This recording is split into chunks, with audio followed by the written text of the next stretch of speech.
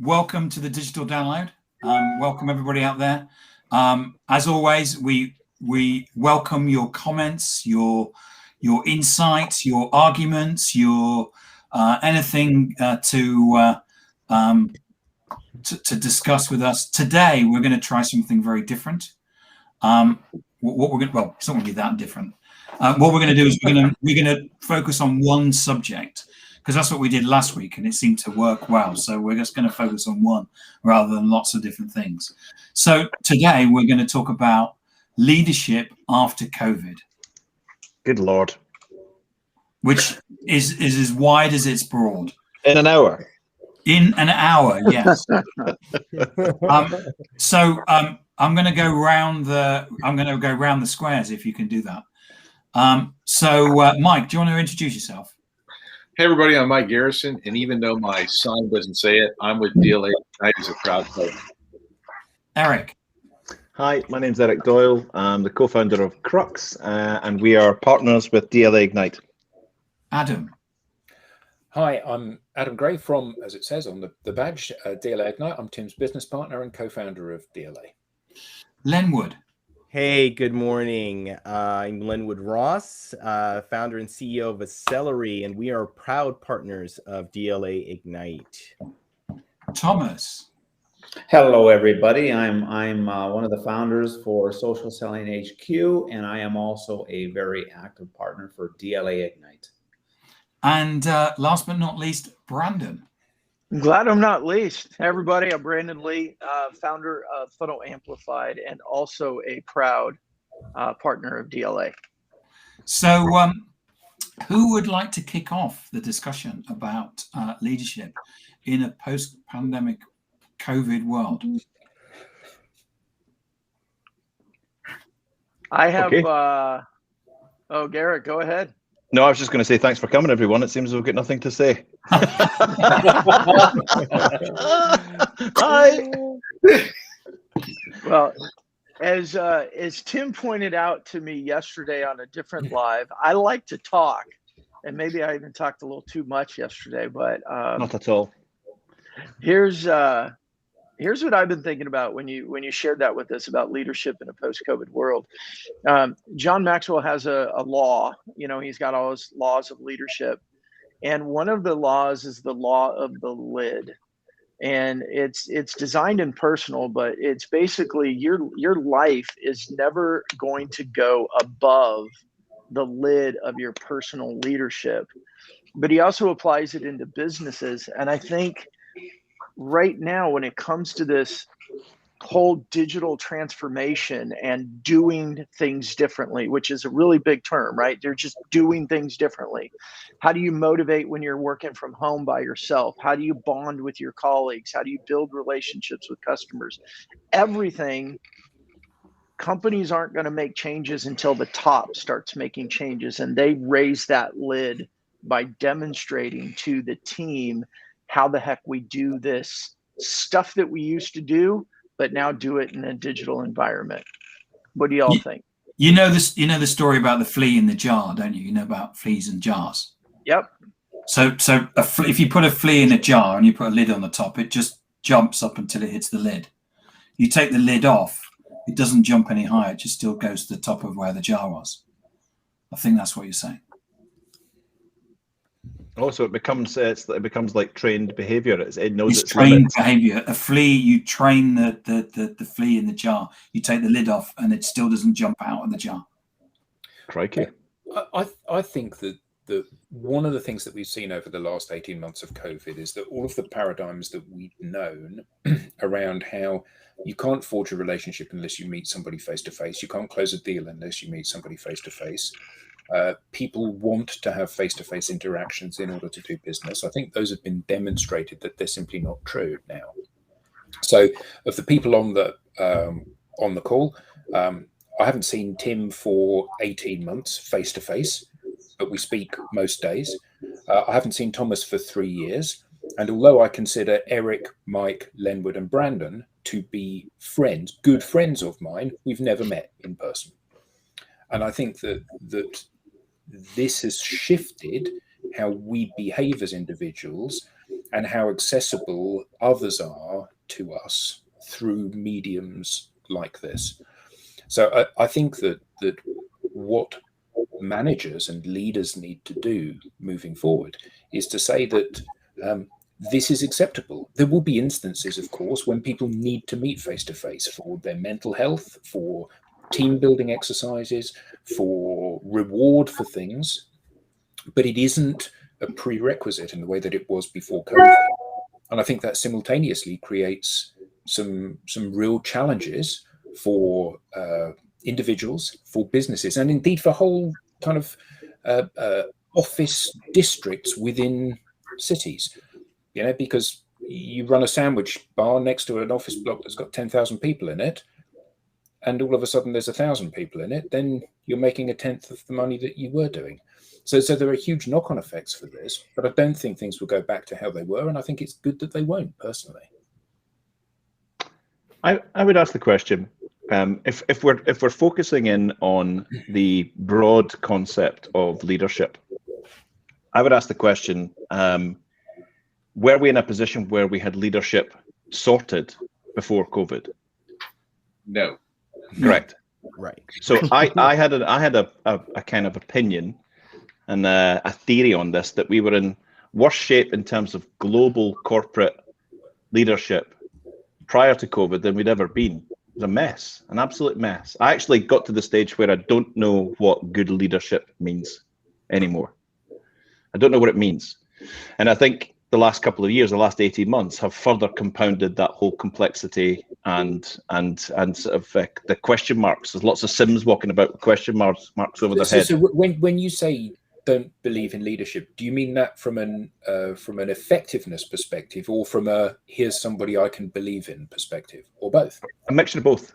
A mixture of both. When we look at the, I know this is one of our most referenced reports, but Edelman's Trust Barometer is a great reference point. The amount of suspected misinformation and lies that's coming from, certainly from big corporate, and mistrust of information. But even take that down into the sectors that I kind of work in. I work with much smaller companies. I just question. We've all been on. How many leadership courses have you been on in your life? My goodness, it just goes. That leadership, and then the servant leadership things come out. We're all packed off to that course to learn how to be servant leaders, and then we come back and we try and implement all these different types of leaderships, all the books on leadership. I'm at the point in my life where I've worked with brilliant leaders, people that I thought were brilliant leaders. I've worked with people that I thought were terrible leaders, dreadful leaders. But I don't quite know where the happy medium is. I don't quite know what it is. We talk about leadership as if we all understand it. I put my hand up. I think it's a very complex issue, very complex problem, leadership. I've been in mildly leadership type roles before. Don't think I was particularly good, if I'm being honest, because I struggled with the whole idea of it. I went on the courses. I tried to implement what they told me on the courses and found that didn't work. So the whole idea of leadership in a modern context, I can't get my head around it, because I don't think we actually got our head around it as a globe before COVID. I don't think anything's changed. Well, I'd like to jump in there. So I think you're overthinking it. Okay. Eric, number one, and number two, the thing about COVID is that it's digitized the world. It jumped the world by 6 to 7 years. And social and all the aspects of it. And if there's anybody on our team that's done an exceptional job of that, it's you, Eric. Yes. With respect to specifically bringing the leaders to bear with respect to their use and the example they set on being on social, right? And if there's anything that's changed in leadership, it's the ability to use that medium and all the mediums within it to really develop their leadership skills, implement leadership skills and ideas and concepts across the enterprise, whatever size of company, because that's the wonderful thing about social. I can hit all 10,000 people or all 5 people. The size of the company doesn't matter. Oh no, yeah, I completely agree with you in terms of social there. If this was a conversation about leadership and social media, I would have a completely different point to make. I agree with you completely, Thomas. My point is, on the wider issue of leadership, I think there's still a lot of question marks on just the general concept of leadership. I think there's always going to be questions on leadership, and you're right, Eric. There's servant leadership. There's this leadership. I mean, there's all kinds of stuff. And I mean, I'm a certified coach with John Maxwell Leadership for the past, I don't know, 10 years, and it is a challenge. It's constantly a challenge. I mean, and then you bring in change management and how does leadership deal with change? And then you bring in culture and what's the right culture to build and all of those elements. I agree. It's very, very overwhelming. I do think that, it's very complex. And I do think that, we've never solved that problem. And I don't think we're never going to have a perfect explanation, but leadership moving into COVID and post-COVID world in a digital world, and I mean, COVID just accelerated it, but it was coming, right? I think there's a huge transition because a lot of the leadership that's making decisions about how to transition companies into digital, they still don't even understand social or the changes in how to communicate in digital. And I think there's a huge challenge and a huge opportunity right there because there's psychological differences about the way people respond to an email versus a phone call versus a face-to-face. There's a ton of psychological things that we need to understand about how people show up and engage on social media or don't. And I think most leaderships just don't have a clue about the reality of it, maybe on a philosophical side, but not the reality. But leaders have there are three things that leadership has to do, aren't there? There's the visionary thing. So, whether you love him or hate him, somebody like Elon Musk has got the visionary thing. He can see the future. He's putting his company towards the future. There's the inspirational thing. People that get their team to walk with them. A good example of that might be Richard Branson. If you read some of the biographies on Richard Branson in the early days of Virgin, he ended up not having the money to pay his team, and they still worked because he was able to inspire them at that human level. And then you've got the people like Jack Welch that are possibly neither of the first two, but they're very, very good at the mechanics of leadership. So when we talk about leadership, which one of these are we talking about? Are we talking about the visionary? Are we talking about the inspirer? Or are we talking about the executor rather than the executioner? Hey, so am I the only veteran on the call here? Military veteran? Anybody else? I think we're all veterans in the other sense of the word. Yeah. So it's interesting. So I want to get back to Eric's point, because while I am terribly interested in leadership on social media, I think that the problem is much bigger, and I would like to talk about that. And this is where you get into the big difference between a veteran and a civilian, right? Leadership in the military involves spending people's lives, okay? And that is the big problem we have with leadership, because we always define leadership in our societies as business, which is complete crap and a recent conversation. There are thousands of years of what leadership really is if you understand the military, because fundamentally leadership is about understanding what it costs to accomplish the mission and making decisions strategically and tactically. And so I'm not equating business to combat, but I'm also not dismissing the impact, because we've seen what happens when big corporate leadership fails and thousands or hundreds of thousands of lives are ruined. We've seen this. Whether it's a faulty product, Nestle in India, or it's a bad decision where a leader fails tragically personally and an entire company goes down, And so I just want to have people understand that if you're really looking for historical best practices in leadership, you need to look at military, right? It doesn't mean that's the only place you look, but you need to look at it. And one of the greatest lessons I've ever read distilled was by a guy named Jocko Willink in a book, Eric. Yes, it's a book. But he talks about detaching and about how valuable that is. And it comes from his time as a brand new SEAL. He got through SEAL training, and he was on an exercise with the team, and he's the least experienced person on the team, and they were assaulting an oil rig. This is why I thought you would like it, Eric. Yeah, cool. Love it already. I'm in. So assaulting an oil rig from a military standpoint is one of the most dangerous and complex environments you can have, because combat occurs in 720 degrees, like everywhere, right? Because of the necessity of how the flooring works. You can be shot anywhere. And so they got on there, and the entire team got hung up scanning. They got to a particular point, and nobody made a call. Nobody moved. Nobody would move.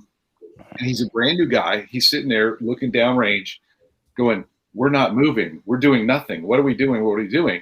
And finally, he stepped back and stood up and looked at what was happening. And he saw that the entire SEAL team was locked in on something. And he had the guts to make the call.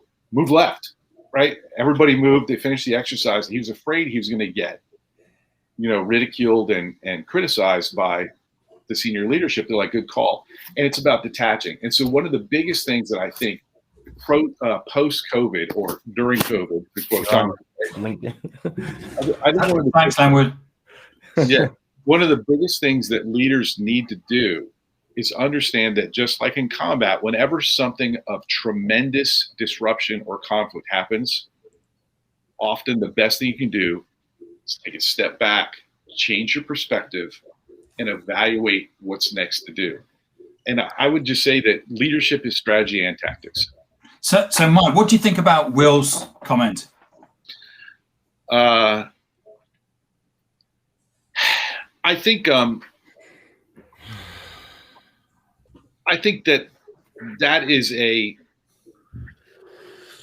that's a very difficult comment to respond to, because I don't think it's accurate historically.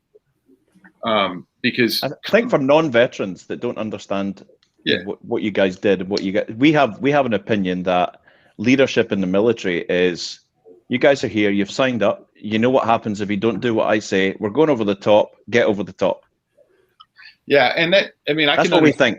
Yeah, you're wrong, but I get it. And the thing is like, everybody, there is no racism in a foxhole, right? Sometimes before you get in the foxhole, sometimes after you get in the foxhole, right? But like when you're in it, when you're doing it, like when a whole bunch of people are getting ready to jump out of an airplane in the middle of the night in minus 10 degrees, everyone's worried about making sure everyone gets out of that airplane safely, so because we need everyone. It's kind of like Lenwood. I loved your poll today, Lenwood, because at the heart of leadership is your people, right? And that's like I think the leader's number one skill is to evaluate, is the cost to my people worth accomplishing the mission? I used to have an opinion that I think's changed over time, and I think COVID times have really sort of added to this. That and when I've been in a position myself where I've been leading teams and leading organizations, I've questioned, what am I here for? What am I, apart from creating shareholder value, what am I supposed to be doing? And I've really wrestled with that whole concept. And maybe Thomas is absolutely right, but I actually think it's worth overthinking. I think it's worth. I would just add to this, guys. I mean, I don't know about anybody here, but I will say that I've never ever seen a time that I've lived through from a business perspective where employees and the teams have so much power in their hands. And the way we're talking about leaders in that context is so out of perspective. And we're talking about the troops just leaving, right? Yeah, just packing up. Never mind going into battle, just saying, yeah, I don't. Nah. I actually think that is. I won't say it's all related, but it is somewhat related. I think that the nature of leadership. I'm not saying that there was 100% effective leadership going on. I won't say pre-pandemic. I think that what has happened is the pandemic has accelerated trends that were already underway, right? So I really think of it more as a digital. Well, I think you would agree that the pandemic accelerated digital trends, which is where I was going. No question about it. But okay, so you agree. So digital trends that were starting before were accelerated by the pandemic, and there was a leadership gap before. Really in the transition, our whole economy is going through this huge transition, and there's a big difference between the kind of leadership that's going on in startups and out on Silicon Valley and the kind of leadership that's going on in Wall Street and even on Main Street. And I just think that there needs to be a reevaluation of what's needed in this new context, which I think is kind of where Eric was going with it. I think that's really. We're a long way away from having that reevaluation at the moment. Yeah, absolutely, big time. When you see that company, and I forget which company it is, startup company, I think in San Francisco, where the chief exec has taken a 95% pay cut in order that everybody in the company can earn whatever it is, $100,000 a year. And he said, commitment is up, performance is up, profits are up, everything is up. The only thing that isn't up is his own pay packet. And he said, the difference is I drive a 2-year-old car rather than a brand new Ferrari or whatever. Actually, his employees, Adam, just bought him a brand new car. That's right. They did. They did as a thing. But I think that's a fantastic beacon for people to rally around and say that's what we need to be doing. And Matt made a comment here that leaders, that includes making tough and unpopular decisions. I completely disagree. I don't think it does anymore. I think we live in an age when the duty of care that we have, and Tim often speaks about our duty of care to people that we work with, the duty of care is paramount now. In the days of Jack Welch, it would be, we'll sack the bottom 15% of performers in this company every single year. Yeah, Jack Welch is not seen as a good leader anymore. It's not. No, exactly. And now, actually, what we need to be doing is we need to be supporting people, saying, you've made a commitment to this company, we're going to make a commitment to you. And there will be people, of course there will, that aren't a good fit or are genuinely lazy or do not want to help the company succeed. But most people that don't perform will not be performing because they have personal challenges and issues. And it should be our duty as leaders at whatever level we're at to support those people and help them better themselves. So this is about taking a difficult decision, but a popular difficult decision, to say to the shareholders, if people are not money. If you have to fire people, then your recruitment process is wrong. Absolutely. Well, hold on. I've been in a position I've been in a position where I've been instructed by the board, lose half your staff. But hold on. Lose half your staff. That's it. Go do that. You're the MD of a business unit. You need to shrink by 50%. No discussion. Get it done and bring the numbers back next week. Yeah. I love all of them. I'm trying to leave a legacy. I'm trying to be caring and supportive and all of that. But my board have just said half the team. It's not about performance. It's about shrinking the number. Is that a leadership? That's not a leadership decision. That's just a managerial situation. It's managerial, Eric. Yeah, well, hold on. It is managerial until you go and do it, and then it affects your leadership position from the remainder of the team. Yeah. It changes the whole. It puts dye in the water. You were trying to create something good. You've had to do something to placate shareholders. And Eric, and those things happen. Yeah. And so you have to go through with those things. But if you're running a business as in every day and it's moving forward, regardless of things that are basically impacting us, that are coming at us, then I think that there is a difference between leadership and management.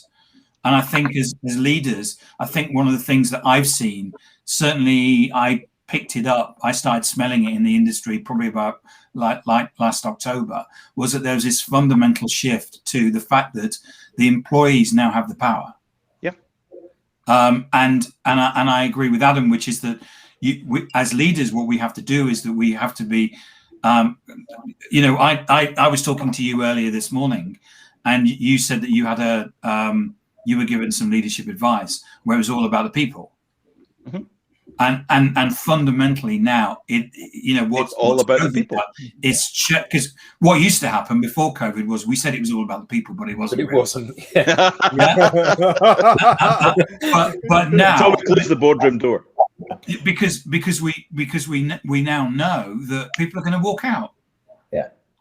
It's always so there's always been an impact like this, and so the thing I'd say is, like, Jocko's got another expression called dichotomy of leadership, and I think it's valuable to what Adam was saying.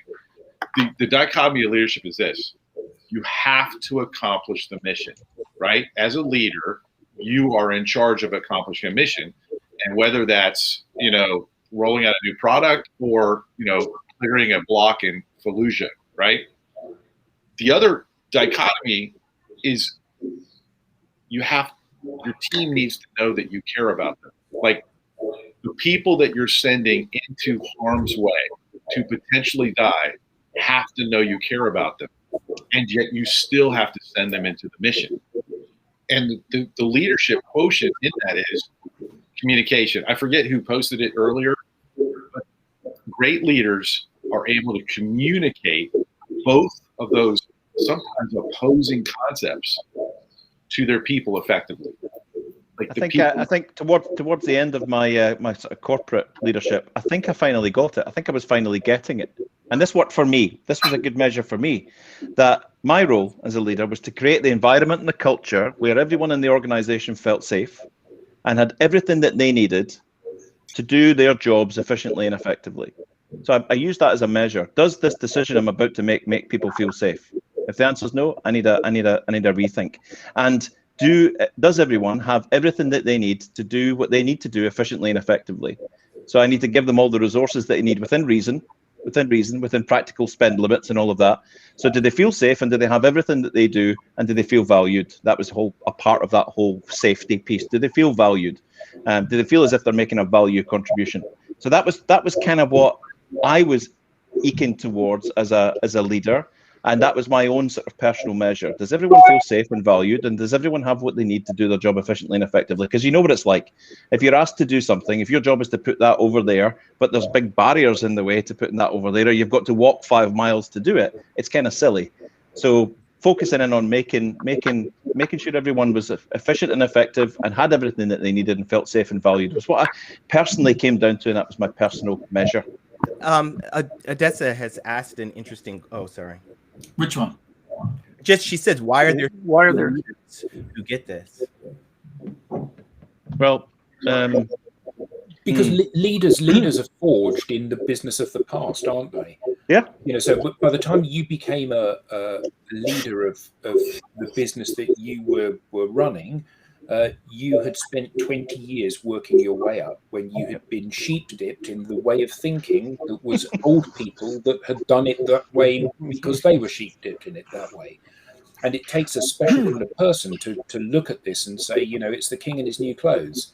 We're going down this route, and actually everything we're trying to achieve around staff commitment, staff performance, loyalty, customer loyalty, love for the brand, love for the environment in which we work, all of that, the actions that we're taking are absolutely driving the converse behavior.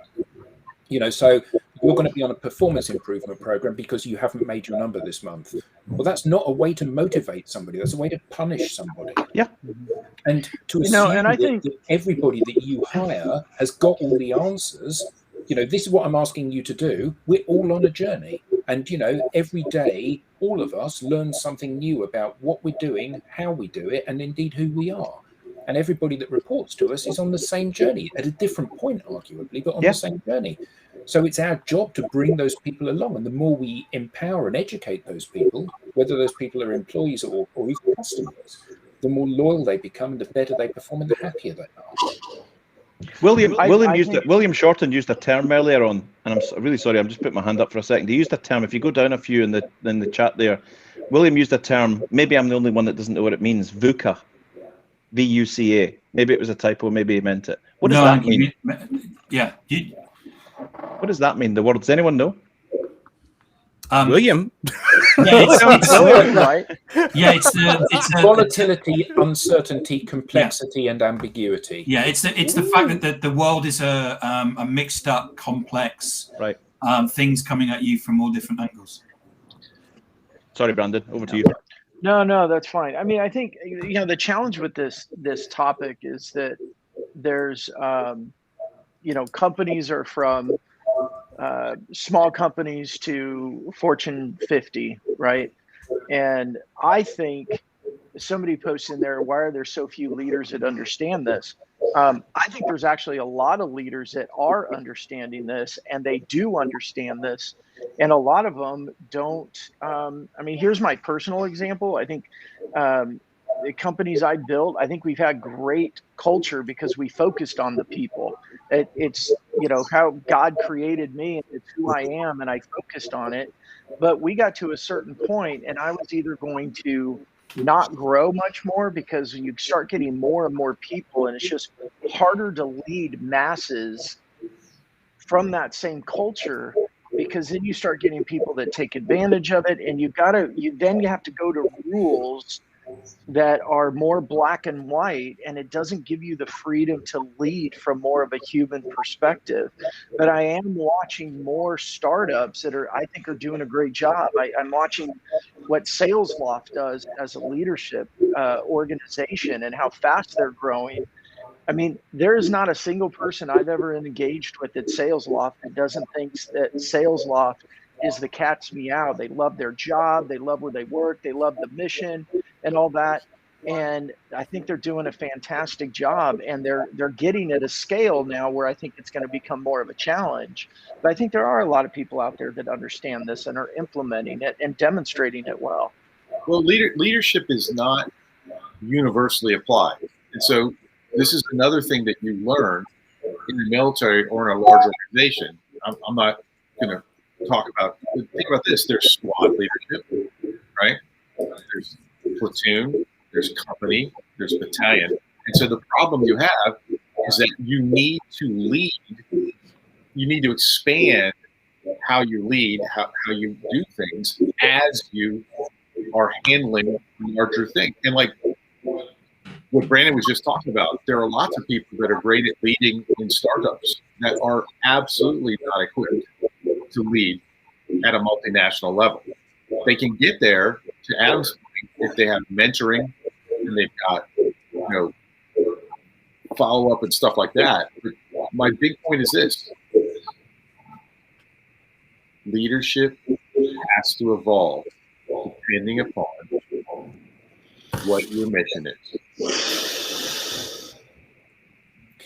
Interesting that you mentioned mentoring, because obviously we're talking about leadership within a post-COVID environment. And part of the conversation inevitably is about this hybrid working, whatever that means. So, some people are going to go back to the office, some people are going to stay at home, some people are going to blend the two together. And I think that one of the questions that I thought about when I was thinking about that was this idea of mentoring. So in the old days, you would attach yourself to somebody within the organization that was senior and knew their way around, and you would learn from them.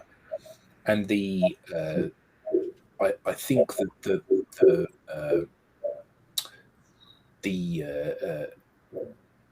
the process of having those anecdotal and chance encounters with people was incredibly powerful to help educate and teach people how to operate in the organization. And I think we run a very real risk of losing that process in the Zoom world, where I have to schedule a meeting with you.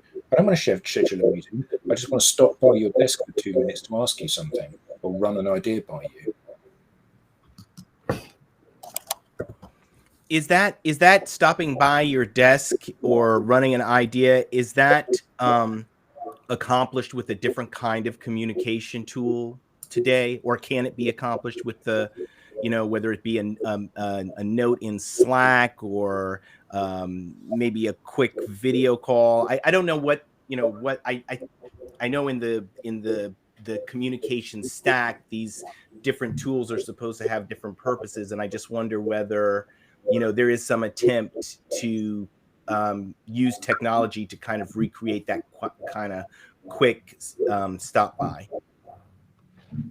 You know, I think what you're talking about is the act of doing that stop by, and there can be a variety of different ways of doing that. And technology is a great way to do that. And I think every team's got to figure out their, like, I mean, I've got a outsourced partner that we invited them to use Slack because our team uses Slack, and their team just went, no, they don't use Slack.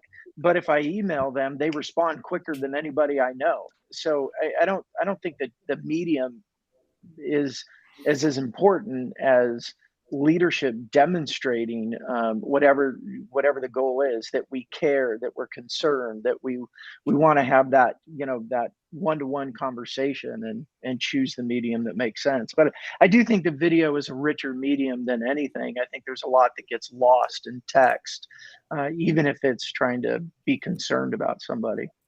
Yeah.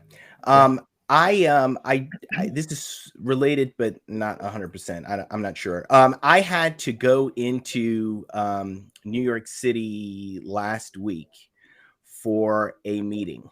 Okay. And it was miserable. It was the first time that I needed to go into the city and it was the prospect wanted to meet face to face, and it was, an hour and a half, 2 hours prep to get ready, take the train, get on the train, get in there, walk to the meeting, wait for the meeting to start, then have the meeting, then back on the train, back, I think it was maybe like 5 hours when, 1 hour we could have been on, and it would have been a better, it would have been more effective experience. I mean, I was really salty. Not at the prospect, but yeah.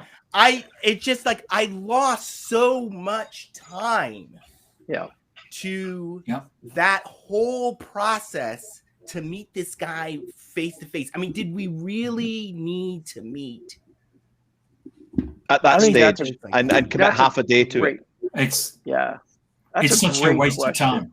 Yeah. I mean, it was like when people are talking about the what we're going to do here. But I mean, we're talking serious time, like someone having to go into work every day to sit at a desk. Maybe they'll have interaction with somebody else. Maybe not. Like, it's not every day that you're having some, amazing conversation with a person that is creates some innovative idea. Come on, that doesn't happen every day. You don't necessarily know when it's going to happen, but to lose all that time. So what you're saying is we can qualify these things way more quickly, way more efficiently and effectively, with using new digital formats. We can qualify. Did we have to commit half a day to that little hello? I mean, if I had to do that every day, anyway, I mean, I think it's also part of the conversation in the sense that leading yourself is like really important. I mean, I would not have asked someone to do that. I'm not saying this person is, I doubt they're watching, but I would not have asked, let's say I was interviewing someone, just because of my own, maybe down the road, we're through, this is like, we're about to make a decision. Let's have dinner. Yeah. Something like that. The one point I would add is that if we're talking about leadership on a bigger level, not just social, the vast majority of leadership doesn't occur in white collar situations. Okay. There's a whole bunch of leadership that is still face-to-face people. Let's get out of our ivory tower and remember the rest of the freaking planet, right? People that are farming, people that are manufacturing things, people that are machining things.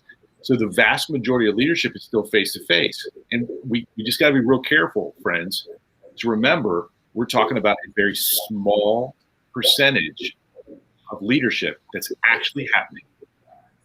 We got to remember that it's not optimal always for the vast majority of human beings to do it digitally because they've got to get down there and they got to look at that product and stuff like that. It doesn't mean that they can't be more digital. That's not what I'm saying. But folks, it's not just white collar. It's blue collar too. We got to remember, if we're talking about leadership, all the context. Well, I think that that's partly true, but I do think that, thinking about, well, think about, Jack Welch. How often did he go onto the shop floor to lead? Not at all. So the only way that leaders, particularly leaders at the top of an organization, but when Tim and I worked in a very large corporate, we never got to meet the people that were on the board. We never got to meet their direct reports. You didn't have lunch with Larry Ellison. We didn't. Although we got the offer many times, but we were just busy. I was washing my hair. So the people at the very top, we never met them. The next layer down, we never met them. The next layer down, we never met them. We were working in a bubble where we would get to engage with our managers and their managers, and probably no further up the organization than that. Mm-hmm. And the reality is that the only mechanism for leaders to lead large enterprises is now a digital mechanism. And you can either do that through calling everybody together for a town hall broadcast when you want everybody in the company sitting at their machines, or you can do it via social. And let's be honest, the reason that social is such a powerful tool, and the reason that I genuinely believe this is the mechanism for changing the world, is because everybody's already there. If you want to engage with somebody on Facebook, they're already there. It's easier to find people that are on Facebook than people that aren't these days. So these are the mechanisms for creating change and culture change and behavioral change at scale. Yeah, I agree with you, Adam. And in fact, this is going to sound very strange, but last night I was lying in bed and I was thinking about social. I was thinking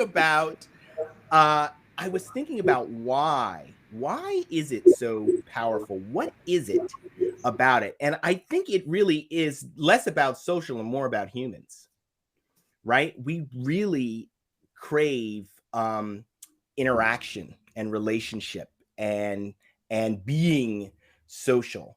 So the technology of social media is really driven by something that is fundamentally human. And I was thinking about another technology and why it's so effective. And I think it's because that technology encourages social interaction, and that's why it's so effective. Yeah, I mean, I think it's a necessity for all business to incorporate social in multiple levels. Not just social media, but social inside their organization, and using tools to encourage more social. It's like learning, for example, like social learning. I think. Anyway, that's my 2 cents.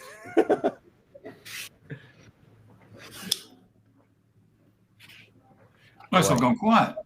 Yeah, it's all gone quiet over there. I killed the conversation. Well, I would just with my social musings. I would add to that, guys, that there's never been that I'm aware of. There's never been a time for a reset like we've got now, an opportunity for a reset. For leadership than there is today. There's so many examples. Adam, you gave a great one of the company where he's paying his employees, I believe, more than he was paying himself. But if you saw what Tim Cook tried to do, and he's reset it a couple of times since, with getting their employees in line, and how well that's gone with Apple, we can see some missteps and mistakes in the real world in real time. With how people are attempting to lead in these new times, and I would suggest that all the ideas around servant leadership, right, and it's a bit of a buzzword, but nonetheless, are very, very impactful as it relates to the new digital world we live in. And I wonder, Jesse's comment here too about generational differences.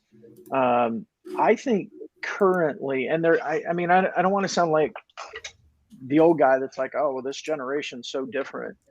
I think every generation looked down at the generation behind him and said, wow, this is different. But I think the digital revolution, digital transformation, social media, I think now more than ever, there is a much bigger challenge for leadership because the younger generation is very different. You know, people coming into the workforce right now, they grew up with this in their hand. They grew up with Twitter and texting and Snapchatting their friends. I mean, they just have very different contexts, and I think it's another variable in leadership that's really challenging. Okay, but I mean, my partner's 26-year-old is desperate to be in the office, because the thing is that what he's looking for is mentorship, and he doesn't feel that he's getting mentorship by being online. He's looking to build a network within the organization, and he's looking to basically move up in the organization. And for him, that's all done face to face and his office space. And it doesn't have to be, though, right? Like it doesn't have to be, but that's how he perceives it. And a lot of people that I know that are going into the City of London generally are younger people, because they see the sociability, and it's generally old people that are happy to sit at home because they've got families, they've got et cetera. Now it's a sweeping generalization that I'm making. Right. But so it's not, people can start writing in and saying that's not the case with me. Well, of course, there will always be people that are different, but there is a generational difference. And I thought what would happen is that younger people, because they grew up, their first computer was a mobile phone rather than a whatever. But actually, what I've seen certainly with Luke is the fact that he actually wants to his sociability is actually meeting people and being in the office. And I agree with Jesse saying that there is a generational difference.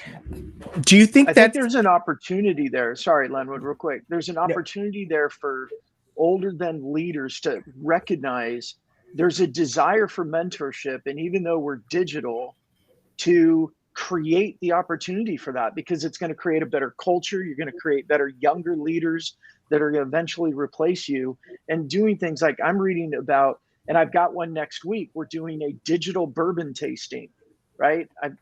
Boxes of little bourbon bottles are going to get sent out. We're all going to meet on a Zoom, and we've got somebody that's going to lead it, and we're going to be able to taste on our own, but we're all going to be virtual. And that's a mentoring opportunity too, because it's more social. It has an opportunity to be able to pour into the next generation. Sorry, Lenwood. That's all right. I think that, that's it's really interesting point Tim made. I want to ponder it a little further. And I guess my question is it really more about both purpose and being intentional, that maybe some of this needing to be face-to-face, or what was happening in the office was like, well, we'll just all kind of throw it in the pot, and then, we'll get culture to come out of it, or we'll get things, you know what I mean? If we're just all in the same place, we'll build relationships, right? And that's where the innovation starts, don't we? Yes, if we're just in the same place playing ping pong and drinking, then someone will have a brilliant idea. So I guess what I'm saying is that when we're think about hybrid work or remote work or different ways of working, that we have to be much more intentional about all of the things that we think are necessary to create the environment that we want, whether that be, mentoring, leadership development, coaching, creating social time where people come to the office or come to a place specifically to be social. I think that there's in this transition an opportunity or a necessity to be more intentional about the specific pieces that go into what we want to create. Because it's not as easy now as just saying, right, okay, things are starting to open up. Governments and controlling bodies are starting to say that we can all move back. So I'm the CEO. Yes, get everyone back to work. Actually, 50% of them don't want to come. Yeah. 50% of them don't want to come back, and they've said they're just not coming.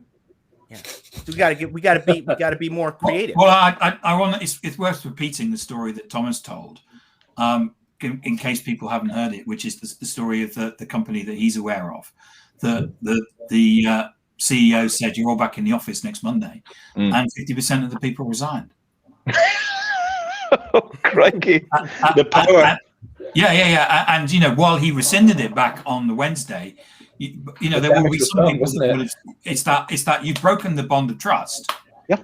And there's no going back. Some people may have actually said, "Okay, yeah, I'll come back and work." But this thing of the Great Resignation, I was doing a podcast the other day, and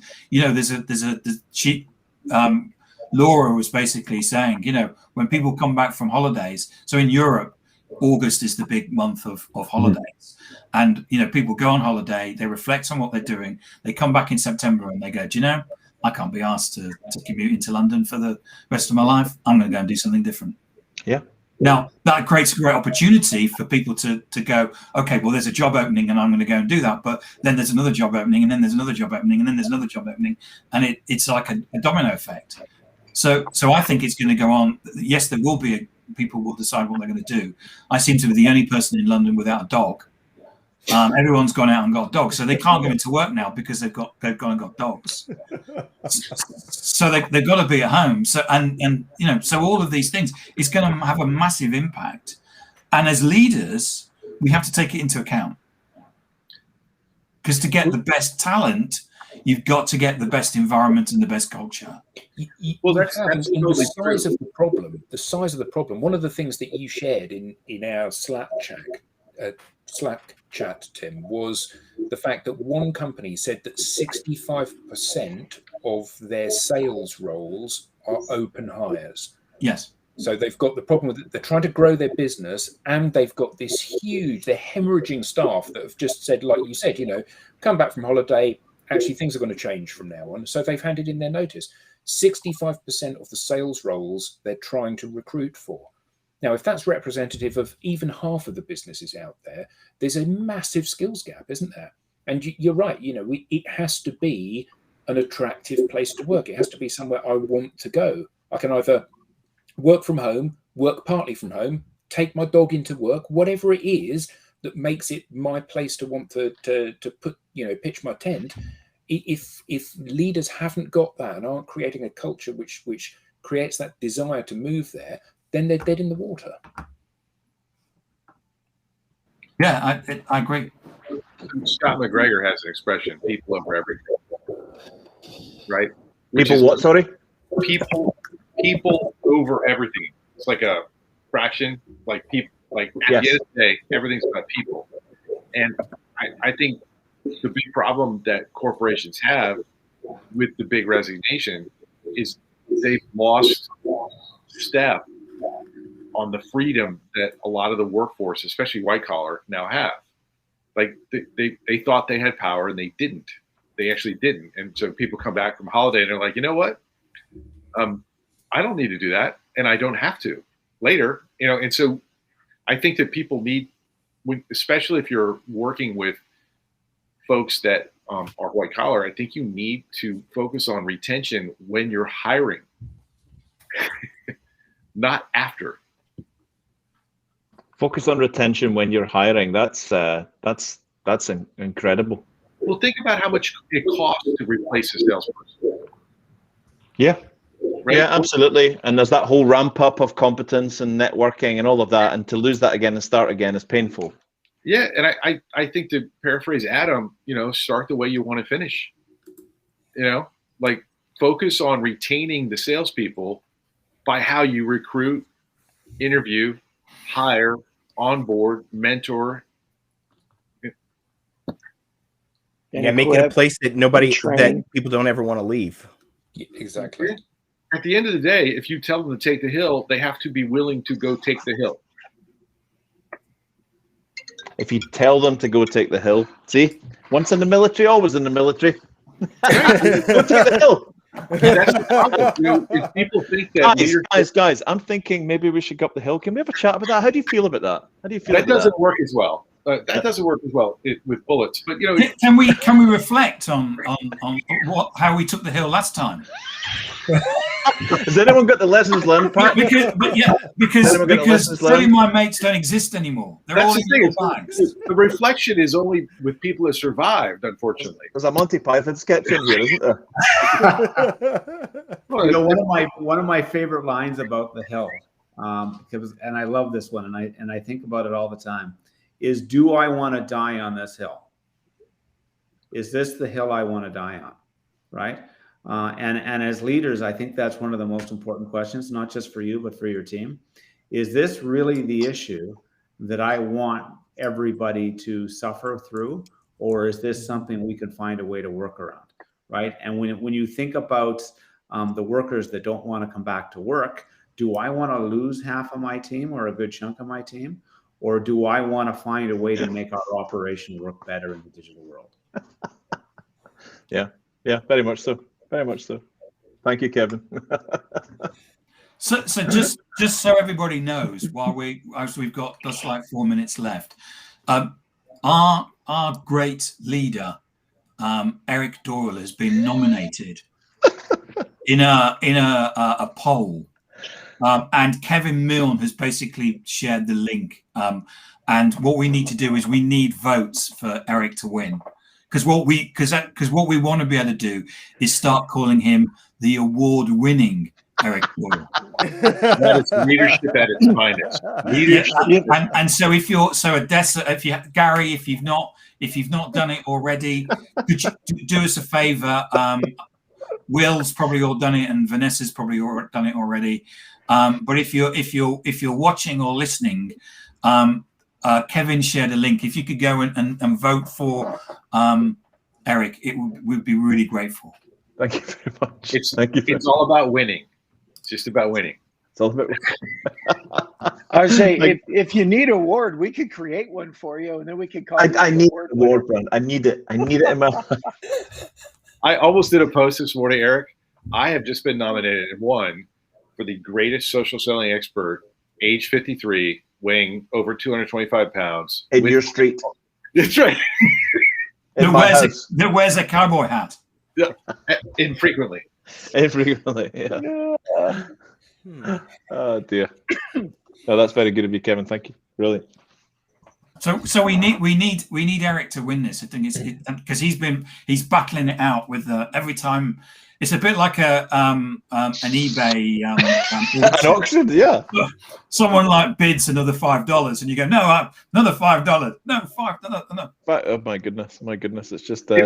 When I was voting again with multiple devices, including my wife's this morning, it was the gamification of being able to see votes change. Yeah. We're now. Yeah. Oh, we're on it. We're here. So wait. Should I get my team to write a bot this afternoon and please? Yeah. Run through some IPs? So if people are getting some questions about it, all you need to do is page down and find Eric. What's the category, Eric?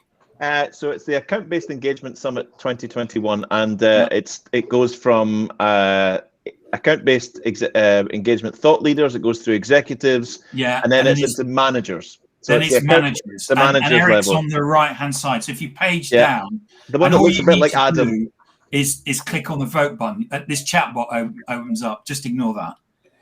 And by the way, if you can vote on multiple devices using multiple web browsers, someone's just done it. Yeah, it doesn't. Eric will send you beer. But it is a 2-horse race. It's you and someone else. Whoa! Yes, it is. It's a 2-horse race position. So if I get my team to write a bot and you win, I expect breakfast burritos. It's coming. It's 100%. You'll be invited onto the breakfast burrito. What are those? When I used to work Michelle in Houston. Hussein. When I used to, yes, exactly. Let's not call her out. She's a lovely Oh, person. sorry, my bad. She's a lovely person. We're still live. Michelle, I love you to bits. What were those things? You guys in the States will be able to tell me. When I used to work in Houston, every day to the Houston office, this lovely little man came in with a box full of these things and put them at the coffee point round about coffee time. And they were kind of like little round things with they had scrambled egg and jalapenos in them, and they had like pastry on the outside. Empanada? No. They were they looked like a filled donut, but actually, when you bit into it, some had scrambled eggs, some had sausage meat. They always had a jalapeno in there. Was it Yeah, I'd say it's like a breakfast empanada. Yeah, it's a breakfast empanada. Would kolache mean anything? Maybe. What? It's really A kolache? No. Kolache? Kolache? No. That's what they say. You're talking Louisiana, right? Well, Houston. No, Houston. Probably more Hispanic. I lived in Houston a couple of summers. I didn't see that. Yeah. Or hear that term. It sounds more like it does sound like an empanada. Churros. That's what I was thinking it was. A churro. But definitely not churros. It's a savory. churro's long. Yeah, that's right. It's cinnamon and sugar too. Deep fried. Yeah. Eric, Odessa says that she says it sounds like they were trying to kill you. Possibly, yeah. Welcome to America. Welcome to America. Fatty food. I remember one time going into my boss's office and I was freaking out about something that wasn't happening and blah blah blah blah blah blah blah blah blah blah blah blah blah. And my boss was eating one of these little things and just looked up and went like that. And I went, "What?" And he said, and he was pointing to the American flag and just carried on eating. Okay, sorry, no problem. I'll leave. Remember where you are, son. What was the name of your biggest fan in Louisiana? What was his name? That guy? Which one? The one the one that really supported you all the time. I didn't know which one you mean. You imitated so well. Yeah. Leroy. Yeah, Thibodeau, Boudreaux, something like that. Yeah. Oh my goodness! I have to say thank you so much to everyone who's actually jumped in. The numbers have spiked. The fight's on. The fight's on. It's live. Come on, really. Eric. Come on. Come on. Let's just stay. Let's just do like a telethon. Let's just stay on and go. Come on. 1, 2, 3. Your move, Hussein. Your move. Yes, I can take 10 votes pledged to Eric Doyle. Thank you. So welcome to the Eric voting telethon. Which reminds me of American election. Let's what we need to do is get out there and vote for Eric. You know it makes sense. If you want me to perform for you, do things, do challenges, I can do it here online. If you want me to sing or tell jokes or we will take challenges for votes. Challenges for votes. Do a handstand, Doyle. No, I don't want to see that. No, you don't want to see that. Don't want to see that.